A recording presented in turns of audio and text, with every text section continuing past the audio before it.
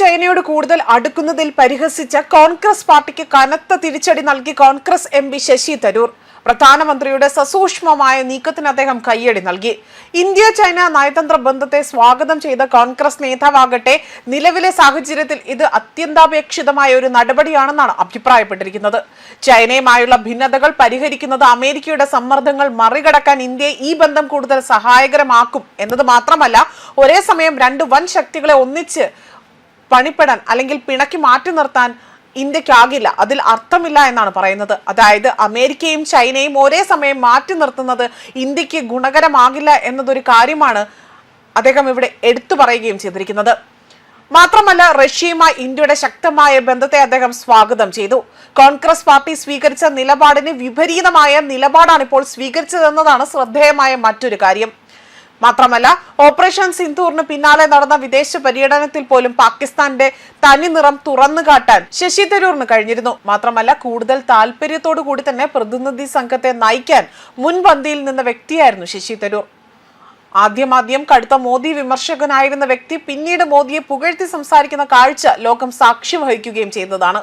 ഇന്ന് കേന്ദ്ര സർക്കാരിന്റെ താല്പര്യങ്ങളെയും പ്രധാനമന്ത്രി സ്വീകരിക്കുന്ന ഓരോ നിലപാടിനെയും അദ്ദേഹം നമ്മുടെ രാജ്യത്തിന് നല്ലതായി ഭവിക്കുമെങ്കിൽ കണ്ണും പൂട്ടി ഇപ്പോൾ മോദിക്കൊപ്പം നിൽക്കുന്ന വ്യക്തിയായി മാറുകയാണ് ശശി തരൂർ.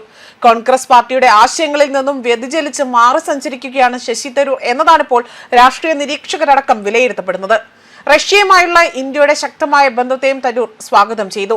ചൈനയുമായി അടുക്കുന്നതിനെ കോൺഗ്രസ് നേരത്തെ വിമർശിച്ചിരുന്ന സാഹചര്യത്തിലാണ് തരൂരിന്റെ ഈ ഒരു പ്രസ്താവന ഇപ്പോൾ വളരെയധികം ശ്രദ്ധേയമായി മാറുന്നത്. റഷ്യ, ചൈന തുടങ്ങിയ രാജ്യങ്ങളുമായുള്ള നല്ല ബന്ധം രാജ്യത്തിന്റെ താല്പര്യങ്ങൾക്ക് അനിവാര്യമാണ് എന്നതാണ് അദ്ദേഹം ഇപ്പോൾ നിലപാട് ഉറപ്പിച്ച് പറഞ്ഞിരിക്കുന്നത്.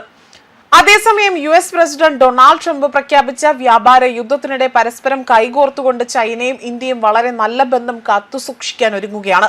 വ്യാപാര യുദ്ധം കൊടുമ്പിരി കൊണ്ടിരിക്കെ തന്നെ ചൈനയുമായി സാമ്പത്തികമായി കൂടുതൽ അടുക്കാനുള്ള വഴി തുറക്കുകയാണ് പ്രധാനമന്ത്രി നരേന്ദ്രമോദിയുടെ ചൈന സന്ദർശനത്തിലൂടെ തന്നെ വെളിവാകുന്നത്.